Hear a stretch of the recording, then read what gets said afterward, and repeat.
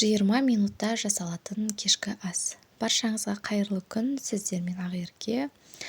Әдетте кешкі асты істегіңіз келмей, алайда істеуіңіз керек болған жағдайда таптырмайтын лайфхак десем де болады.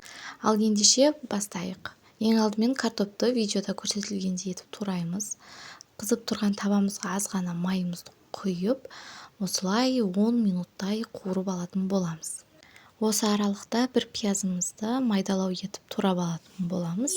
Достар, каналыма тіркеліп, келесі видеоны жіберіп алмас үшін қоңыраушаны басуды ұмытпаңыздар. Ендігі кезекте бір қызанағымызды осылай қабығын ашып, оны да майда қылып турап аламыз.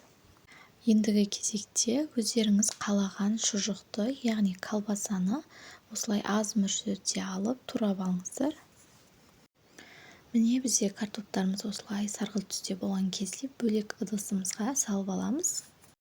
Ал енді 100-150 граммдай майымызды құйып, қыздырып, оны алдымен пиязды, одан соң қызанағымызды жақсылап қуырамыз. Жаңағы туралған шұжықтарды көп қуыру шарт емес, оны одан соң үстінен картоптарымызды салып қуыратын боламыз.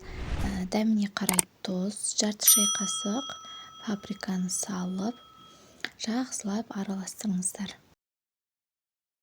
Ал енді 200-250 граммдай суымызды құйып, баяу отта 5-8 минуттай пісіретін боламыз, бетін жауып.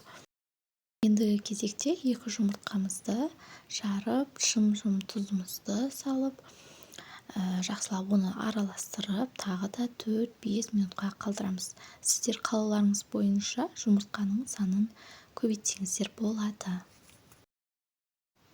Ал енді укропымызды салып, дастарханға ұсына берсеңіздер болады. Өте дәмді әрі жылдам дайындалады. Астарыңыз дәмді болсын.